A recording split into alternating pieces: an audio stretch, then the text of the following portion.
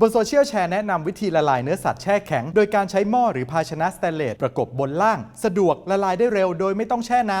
ำชัวร์เหรอ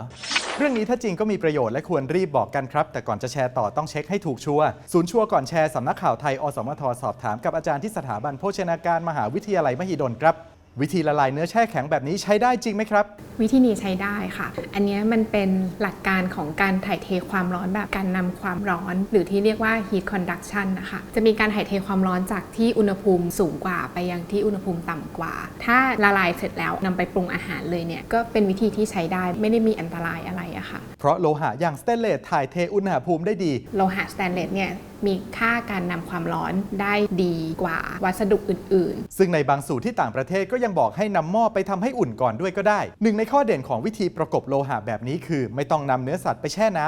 ำเนี่ยก็จะมีค่าการนำความร้อนต่ำกว่าพวกโลหะเพราะฉะนั้นมันก็อาจจะใช้เวลานานขึ้นในการละลายน้ำแข็งนะคะแต่ถ้าชอบการแช่น้ำอาจารย์ก็แนะนำให้ใส่ถุงไว้ก่อนใส่ถุงพลาสติกหรือให้มันมีภาชนะปิดแล้วค่อยนำไปแช่น้ำอะค่ะเพราะว่าไม่อยากให้เนื้อสัมผัสกับน้ำโดยตรงอาจจะปนเปื้อนจุลินทรีย์เชื้อโรคแล้วก็อาจจะทำให้สูญเสียวิตามินสูญเสียรสชาติของเนื้อสัตว์นั้นด้วยอะค่ะอาจจะเปิดน้ำไหลผ่านอุณหภูมิมันก็จะสามารถถ่ายเทได้ดีขึ้นส่วนถ้าใครรีบร้อนจะเข้าไมโครเวฟกดปุ่มละลายน้ำแข็งก็ได้ก็สามารถใช้ได้เหมือนกันถ้าเกิดว่าเราต้องการความเร่งด่วนอาจารย์ยังย้ำเพิ่มเติมครับเรื่องเนื้อสัตว์แช่แข็งละลายแล้วไม่ควรนำกลับไปแช่แข็งซ้ำเหตุผลแรกเรื่องรสชาติเนื้อสัมผัสอาจจะเสียไปอะค่ะเพราะว่าปกติแล้วเนื้อสัตว์แช่แข็งที่มาจากโรงงานเนี่ยกรรมวิธีในการแช่แข็งเนี่ยจะเกิดขึ้นอย่างรวดเร็วเพื่อให้ผลึกน้ำแข็งมีขนาดเล็กผลึกน้ำแข็งมันจะไม่โตแล้วมันจะไม่ไปบาดเนื้อเยื่อเนื้อสัตว์อะค่ะทำให้เวลาเอามาละลายแล้วเอาไปปรุงอาหารเนี่ยก็ยังรู้สึกว่าเหมือนเนื้อสดแต่ถ้าตู้แช่แข็ง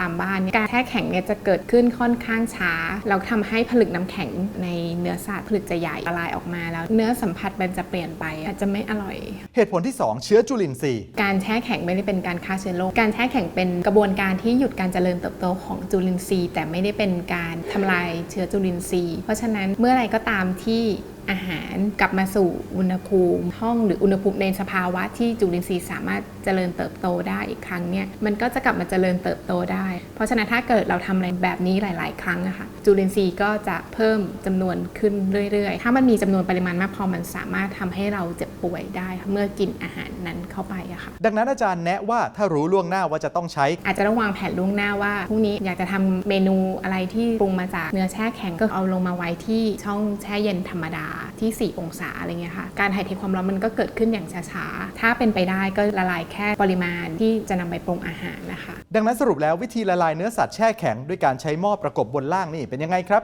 วิธีนี้แชร์ได้ค่ะก็ไม่ได้เป็นอันตรายอะไรค่ะการใส่ใจและเข้าใจย่อมทำให้ได้คุณภาพในสิ่งที่ทำนะครับยังมีอีกหลายเรื่องน่าสงสัยบนสังคมออนไลน์หากได้รับอะไรมาอย่าเพิ่งแชร์ต่อร่วมตรวจสอบไปด้วยกันกับชัวร์ก่อนแชร์ก่อนจะแชร์ขอให้คิดซะก่อนว่าจะส่งผลบวกหรือลบกับชีวิตของใคร